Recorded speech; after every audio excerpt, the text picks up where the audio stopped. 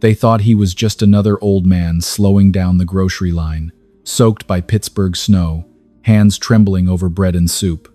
Then he placed a silver star on the conveyor belt. No one knew what to say. The cashier froze. The manager looked away, and a smiling antique dealer stepped forward, offering $20 for a medal bought with blood and ghosts. The old Navy SEAL almost accepted, because hunger can make even honor feel too heavy to carry. But at the end of the aisle, a German shepherd stopped dead. Beside him stood a wounded Marine who recognized the medal, the shame, and the crime hiding beneath it. He stepped forward and said, "Put the money away."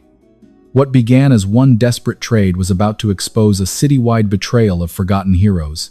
Snow drifted over Lawrenceville, Pittsburgh, whitening the narrow streets, rusted fire escapes, and old brick houses until the whole neighborhood looked like a tired prayer.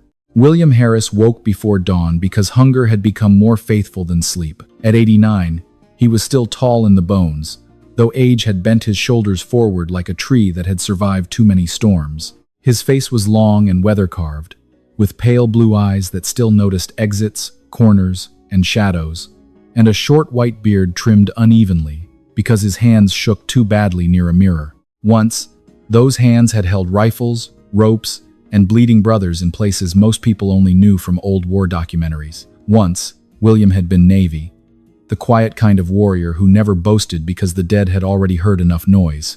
Now those same hands opened his kitchen cabinet and found 6 stale crackers, a jar of peanut butter scraped nearly clean, and 1 dented can of tomato soup that had expired 2 winters ago. "A feast for kings," he muttered, though the joke fell flat in the cold room and died bravely on the linoleum. The little house near Butler Street had belonged to him and Mary for 32 years. Mary Harris had been a small woman with warm brown skin, silver hair pinned in a soft bun, and dark eyes that could silence William's stubbornness faster than any commanding officer. She had worked as a school librarian, gentle with children and terrifying to adults who returned books smelling of cigarette smoke. Pancreatic cancer had taken her 3 years earlier, but before it carried her away, it had devoured their savings with the appetite of some ancient beast. Since then, the house had become too large. Her chair stayed by the window. Her blue mug remained on the shelf. Sometimes William still turned to tell her small things. The radiator was coughing again. The snow was early. The stray cat under the porch had won another argument with Winter. The cat was a thin gray tom William called Ash, maybe 6 years old, with 1 torn ear, yellow-green eyes, and the suspicious dignity of a ruined prince. Ash did not belong to him. William respected that. They were simply 2 old creatures sharing bad weather and worse luck. His pension should have arrived that morning. He had called the bank twice, pressing numbers with stiff fingers while a cheerful machine told him his available balance was 31 cents. 31 cents. Less than a cup of coffee, less than a bus ride, less, apparently, than a lifetime of service was worth when paperwork failed and no living wife remained to fix it. On the bedroom wall hung a wooden shadow box. Dust clouded the glass, but inside rested the bright, brutal relics of another life. Campaign ribbons, a tarnished trident pin, a purple heart, and at the center, the silver star. William stared at it for a long time. He remembered being 26, soaked in jungle rain, dragging a wounded radio operator through mud, while gunfire stitched the leaves above him. He remembered smoke, blood, wet earth, and 3 young men who laughed at terrible jokes and never came home to grow old.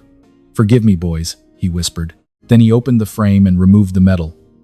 It felt heavier than silver. It felt like lifting a stone from a grave. He wrapped it in a clean handkerchief, slipped it into the pocket of his old Navy peacoat, took his cane, and stepped into the snow.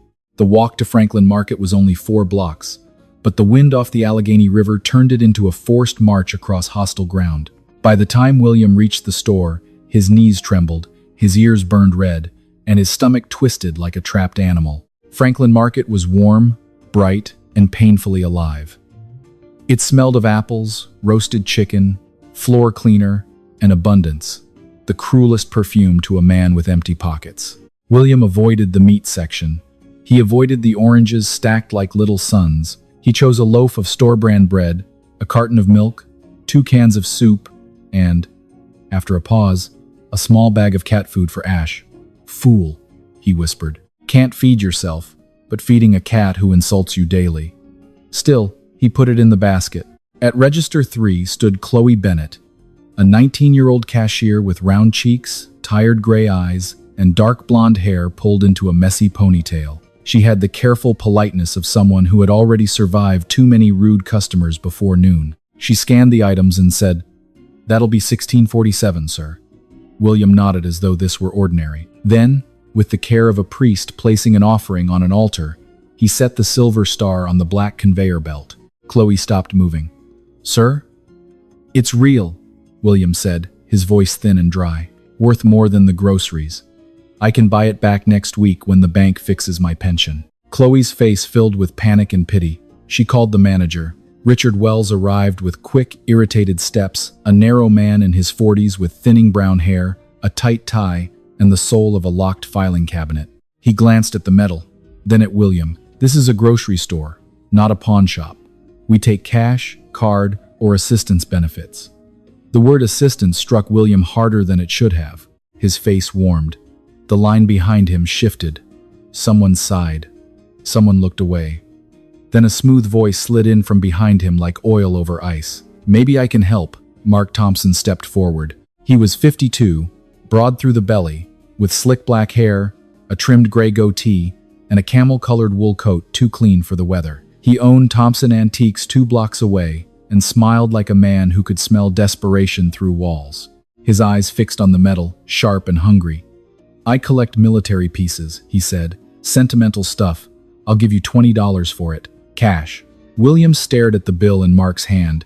He knew $20 was theft wearing cologne. He knew Mary would have glared a hole through the man's coat. He knew the ghosts inside that metal were watching. But hunger cramped through him. Ash was waiting under the porch. And pride, for one terrible moment, seemed like a god too far away to hear him. Slowly, William reached for the money.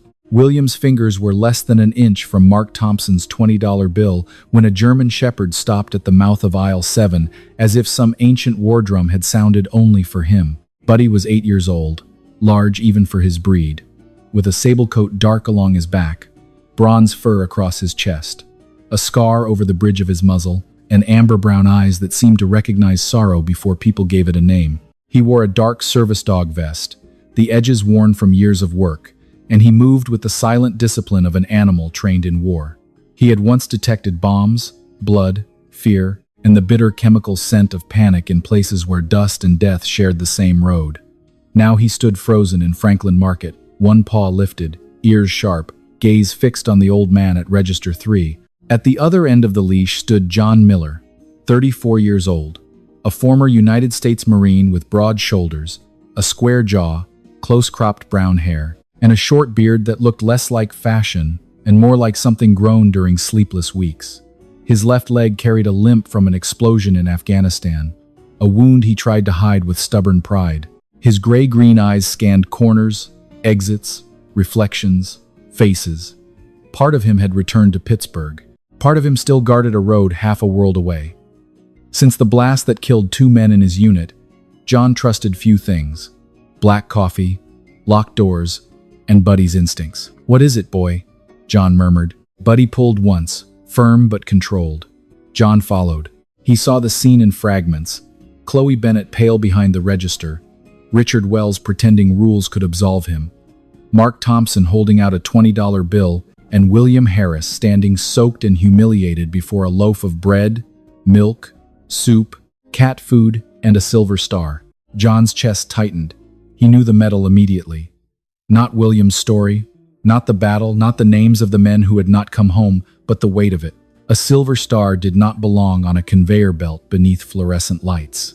It belonged in a shadow box, go beside folded flags, whispered memories, and family hands careful enough to understand silence. "Everything all right here?" John asked. His voice was calm, which made it more dangerous. Mark turned, flashing his polished smile. "Private matter. I'm helping the old man." Buddy stepped between Mark and William, blocking the money with his body.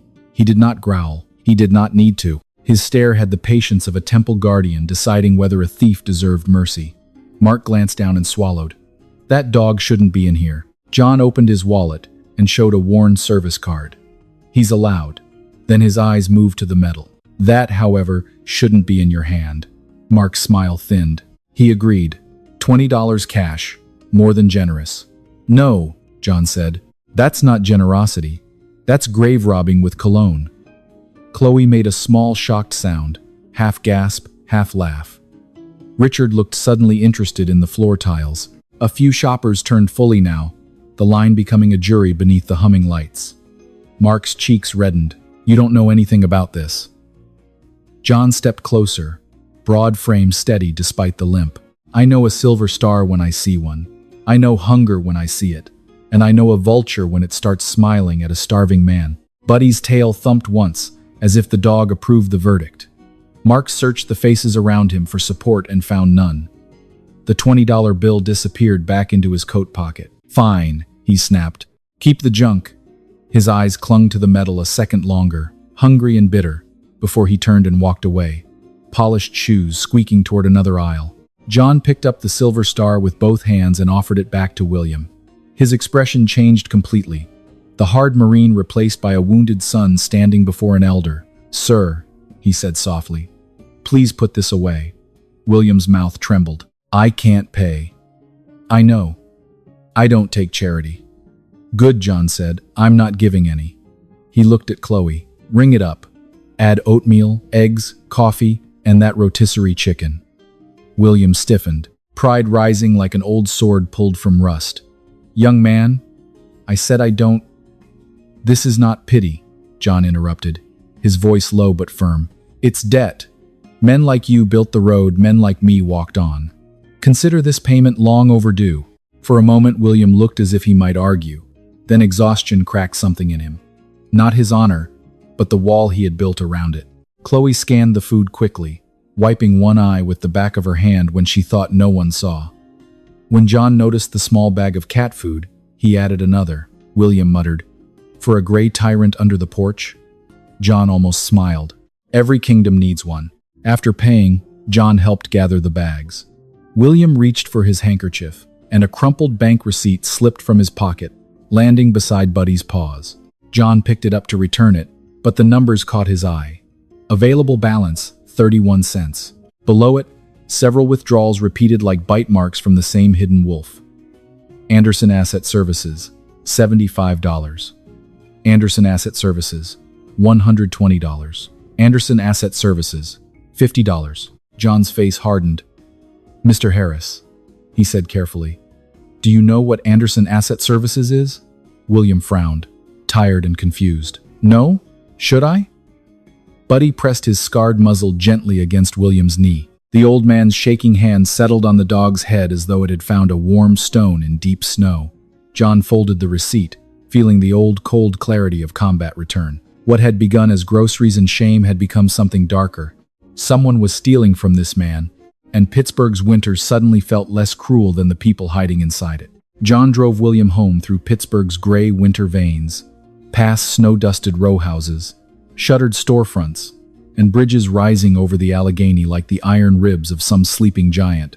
William sat in the passenger seat of John's battered pickup, both hands wrapped around the warm grocery bag as if it held a stolen coal from a kinder world. Behind him, Buddy watched with solemn amber eyes, his scarred muzzle resting between the seats. The old house in Lawrenceville looked smaller when they reached it. Narrow brick walls, peeling white trim, a sagging porch, and snow gathered along the rail like ash from a cold fire. Beneath the porch, Ash's yellow-green eyes flashed from the shadows. The gray Tom gave one offended meow, as if William's humiliation at the grocery store had merely delayed dinner. He'll file a complaint, William murmured. John carried the bags, while William unlocked the door with stiff fingers. Inside, the house was tidy in a way that hurt to look at. The rug was worn but swept clean. The photographs on the wall hung straight. Mary's blue mug still waited beside the sink, loyal as a small ceramic ghost. But the air was freezing, damp, and dead. John flipped a light switch. Nothing happened. William gave a thin shrug. Power company and I are having a disagreement. John opened the refrigerator and found mustard, pickles, and milk spoiled enough to have developed a personality. His jaw tightened. Sit down, sir. William lowered himself into a kitchen chair with the careful dignity of an old king pretending the throne had no splinters. Buddy immediately settled beside him and laid his head against William's knee. The old man's shaking hand found the dog's fur, and for a moment the tremor eased.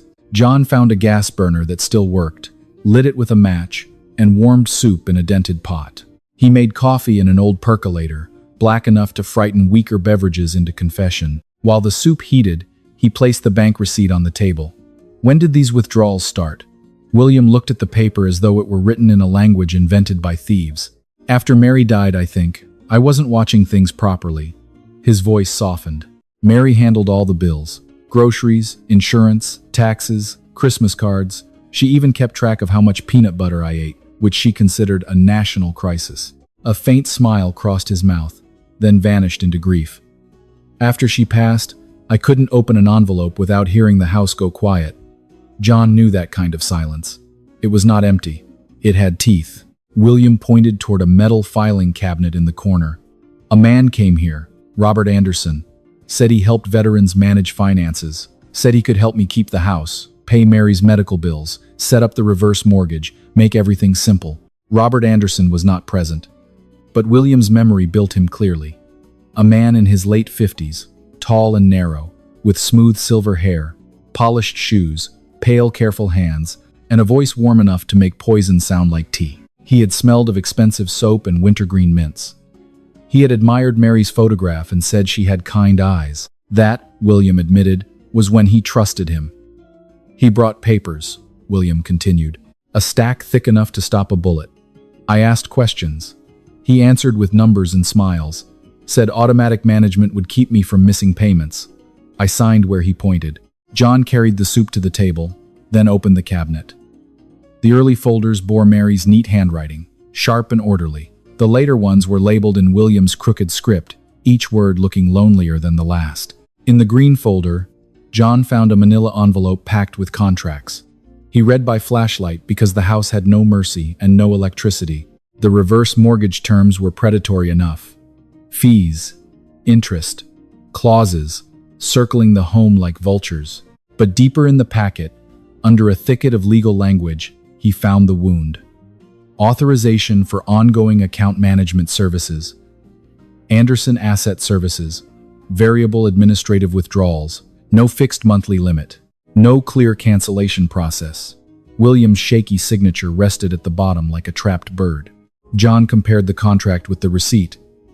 $75, $120, $50. Again and again, small bites from the same hidden wolf. Not enough to trigger alarms. Enough to leave an old man standing in a grocery store, offering his silver star for bread. They hid it, John said. William stared at Mary's mug. I should have read closer. No. John's voice came out sharper than he intended, and Buddy lifted his head. John softened. No, sir. You were grieving. Anderson walked into this house when your heart was broken and handed you a knife disguised as paperwork. William's eyes glistened, but he did not weep. Some men spend their whole lives learning how not to. Mary would have caught it. Maybe, John said, but he waited until she couldn't. The words settled in the kitchen, colder than the snow outside. William lifted the spoon with both hands and took a slow mouthful of soup. When the warmth reached him, his eyes closed, and John looked away because relief that deep deserved privacy. At the back door, Ash scratched loudly, offended by his exclusion from the emergency council. John opened the cat food and set a bowl outside. Tribute paid to the gray tyrant, he said.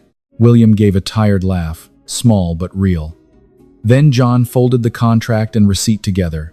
Buddy returned his head to William's knee, silent as an oath carved into stone. John looked at the dead refrigerator, the dark ceiling light, the wedding photograph, and the medal now safe in William's coat pocket. He understood then that some battles had no rifles, no uniforms, no explosions. They were fought in kitchens, contracts, bank accounts, and cold houses. But there were still predators. There was still blood, only slower. And there still had to be someone willing to stand between the hunter and the wounded. By morning, Pittsburgh looked forged from iron and grief, its bridges black against the pale sky, its rivers moving slowly beneath winter light. John Miller had barely slept. The contract pages kept turning in his mind. Each hidden clause, another tooth in a machine built to chew old men slowly. He drove back to Lawrenceville with Buddy beside him and found William already waiting in his navy peacoat, the silver star safe in his inner pocket, his white beard combed with more courage than success. Ash sat on the porch rail, licking one paw with royal disappointment, as if last night's emergency dinner had met only minimum royal standards. "He says the chicken lacked ceremony," William muttered. John helped him into the truck, and they drove downtown through dirty snow, past brick warehouses, old churches, coffee shops, and towers where money wore polished shoes and seldom looked down. Sarah Johnson's office sat on the 9th floor of a narrow building near Grant Street, close enough to the courthouse that the windows seemed trained on every sin in the city. Sarah was 32, tall and lean, with warm brown skin, sharp cheekbones, dark curly hair cut just above her shoulders, and eyes so keen they looked able to read the fine print on a man's soul. She wore a charcoal blazer over a cream blouse, small silver earrings, and the calm expression of a woman who saved her kindness for clients and her mercy for no predators.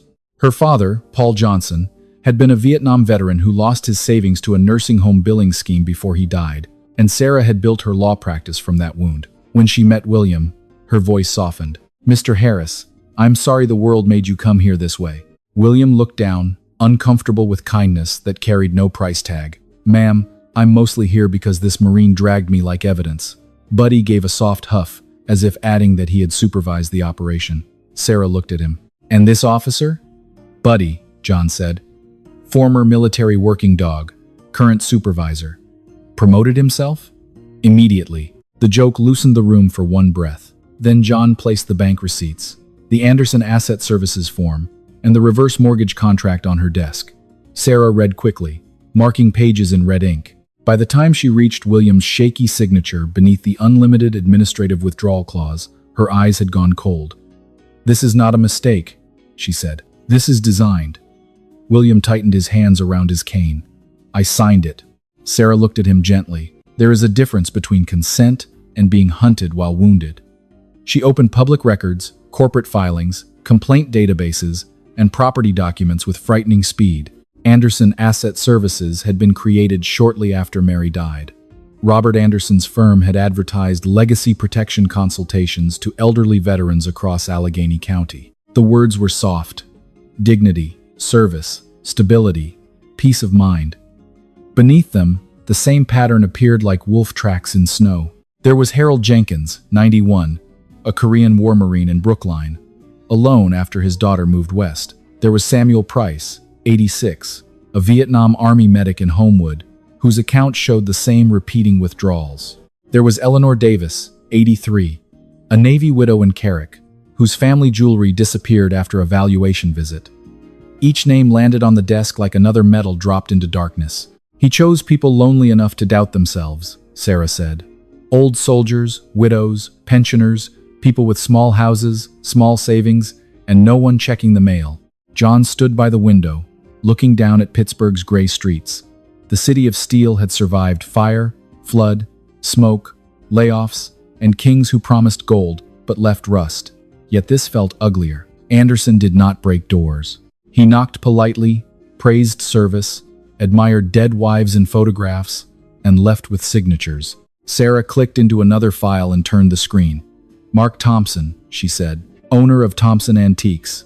Multiple payments from accounts connected to Anderson. Referral fees, appraisal fees, processing fees." William's face went still. He wasn't just a buzzard at the market. "No," Sarah said. "He may be the buzzard who circles first." Auction records appeared. Military watches, engraved rings, campaign medals, old photographs, ceremonial knives, even a folded flag case described coldly as veteran memorabilia. William shut his eyes. "Those are not things. Those are people." His voice was quiet, but something old and dangerous stirred beneath it. Buddy rose and pressed his shoulder against William's leg. The dog did not understand contracts, shell companies, or legal fraud. He understood trembling hands and salt in human grief. That was enough. "What do we do?" John asked. Sarah stacked the papers into 3 folders. William, Anderson, Thompson. "Legally, we preserve evidence. Contact Adult Protective Services, the State Attorney General, the VA Fraud Office, and local police. We identify victims before Anderson hides assets or frightens them silent." John heard the word legally and recognized a road that was necessary, but slow. Sarah saw his face. "John, do not do anything that makes this case harder." "I won't." Buddy looked at him. William looked at him. Sarah looked at him. John sighed. "Fine. I will try not to terrify anyone before lunch." Sarah handed him copies of the evidence. "Be careful. Wolves in suits bite through lawyers first, then witnesses."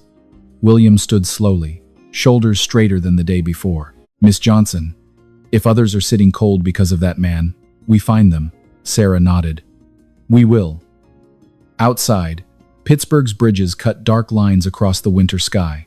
John walked beside William, Buddy between them like a four-legged guardian from some half-sacred, half-ridiculous legend, concerned less with legal theory than one simple law. No one was going to make the old man tremble again. Pittsburgh woke under a thin winter sun, its steel bridges shining faintly over the rivers like old blades finally laid down after battle. Robert Anderson's office occupied the 23rd floor of a glass tower downtown, a place of soft carpet, polished walnut, framed charity photos, and windows wide enough to make the city look owned. Anderson stood behind his conference table like a priest of money caught before a false altar. He was in his late 50s, tall and narrow, with perfectly combed silver hair, pale blue eyes, a smooth jaw, and manicured hands that looked as if they had never touched anything honest. His navy suit was flawless. His smile was flawless too, which made it worse. John Miller stood near the door with Buddy at his side, broad shoulders still as stone, his injured leg locked beneath discipline. William Harris sat beside Sarah Johnson, his old navy peacoat buttoned, the silver star safe inside his pocket like a guarded flame. Sarah laid 3 folders on the polished table. "Mr. Anderson," she said, calm as winter glass, "we are here about William Harris, Anderson Asset Services, and the other veterans you targeted." Anderson gave a soft laugh. "Targeted is a dramatic word. Mr. Harris signed everything voluntarily. My firm supports seniors who struggle with financial complexity." William's shame tried to rise again, that old serpent from the grocery aisle, but Buddy pressed his warm shoulder against the old man's leg beneath the table. The shame found no throne. Sarah opened the first folder, William's bank records, repeated withdrawals, and the hidden administrative clause. The second held the names of Harold Jenkins, Samuel Price, Eleanor Davis, and more. The third held transfers to Thompson Antiques, auction listings, photographs of medals, wedding rings, watches, service pins, and framed family heirlooms. Anderson's smile thinned. "You are making dangerous accusations." "No," Sarah said. "I am arranging evidence." John stepped closer. His voice stayed low, but it carried the weight of doors closing. "You walked into grieving homes and called it service." Anderson's eyes flicked toward Buddy, then to Sarah. "Perhaps we can resolve this privately." He reached into a drawer and placed a checkbook on the table with a sigh practiced for sympathy. "Mr. Harris is distressed. I am willing to offer a goodwill payment." William looked at the checkbook. Once, $20 had nearly bought his honor under fluorescent lights. Now the same spell wore a better suit and more zeros. "No," William said. His voice was rough, but it did not break. "You don't get to buy silence with stolen money." Before Anderson could answer, the office door opened. Detective Maria Torres entered with 2 uniformed officers and a federal investigator. Torres was 46, short, compact, with black hair streaked gray and tied in a tight bun. Her sharp dark eyes held the tired patience of a woman who had spent 20 years listening to liars underestimate her. Beside her stood Agent Daniel Reed from the VA Fraud Office, a tall black man in his early 40s with a close-trimmed beard, wire-frame glasses, and a quiet manner that suggested evidence was louder than shouting. Sarah had called them before John ever stepped into the elevator. Mark Thompson, questioned that morning, had begun talking like a coward trying to outrun prison. His statement tied Anderson to the stolen valuables, the valuation visits, and the referral payments hidden behind polite invoices. Anderson rose, his chair rolling backward. "This is absurd." Detective Torres lifted a warrant.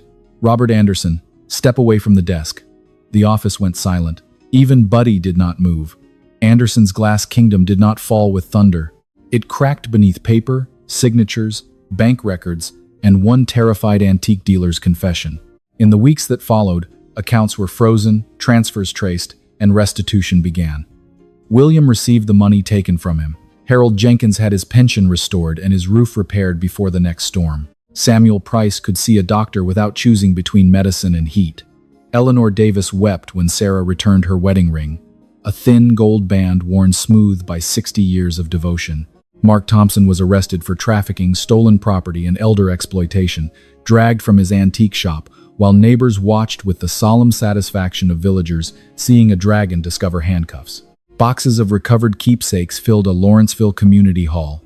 Medals, watches, letters tied with ribbon, old photographs, service pins, a folded flag case, and a ceremonial sword whose owner joked he had missed it mostly because it made him look taller. One by one, the objects went home. They were not antiques. They were altars. They were proof that ordinary lives, held long enough, become sacred. William changed too. The trembling man from Franklin Market did not vanish completely. Hunger and humiliation leave footprints. But he no longer walked as if apologizing for being alive. With John and Sarah, he founded Steel City Veterans Shield, a small group that met in church basements, VFW halls, diners, and cold kitchens where old soldiers pretended not to need help until Buddy rested his scarred head on their knees and ruined the performance. Sarah reviewed contracts. John fixed heaters, replaced locks, and drove people to appointments. William sat with veterans who trusted him because he spoke the language of pride, grief, and terrible coffee. Weeks later, thin sunlight crossed William's kitchen. The power hummed. Coffee steamed. Ash slept beneath the radiator like a gray tyrant restored to his throne. William opened the wooden shadow box and placed the silver star back where it belonged. John stood beside him. Buddy sat at their feet, tail thumping against the floor in a clumsy victory drum. William touched the glass once. "Not a relic," he whispered. "A lantern." Outside, Pittsburgh breathed river mist, smoke, and winter light. The city had not become kinder overnight. Cities rarely do, but beneath its iron bones, an old lesson had been remembered. Honor must never be priced by hunger. The elderly must never be left alone beneath the snow, and sometimes God sends a miracle wearing a tired Marine's jacket, walking with a limp, followed by a German shepherd who strongly believes heroes deserve steak. Sometimes miracles do not arrive with thunder, bright lights, or angels standing in the doorway. Sometimes God sends a miracle through ordinary hands. A wounded Marine who refuses to look away, a faithful dog who senses pain before anyone speaks, a young lawyer who fights for the forgotten, or a stranger who chooses kindness in a place where everyone else stays silent. William's story reminds us that honor should never be sold for bread, and no elderly person should be left alone to fight hunger, grief, or injustice in the cold. In our daily lives, there may be someone near us quietly struggling behind a closed door, an old neighbor, a veteran, a widow, a friend too proud to ask for help. One small act of compassion can become the spark God uses to bring warmth back into a broken life. If this story touched your heart, please share it with someone who needs to be reminded that goodness still exists. Leave a comment below for the veterans, elders, and forgotten souls who deserve our love and respect. And if you believe stories like this still matter, please subscribe to the channel for more powerful stories of faith, courage, and redemption. May God bless you, protect your family, and place someone kind in your path whenever life feels too heavy to carry alone.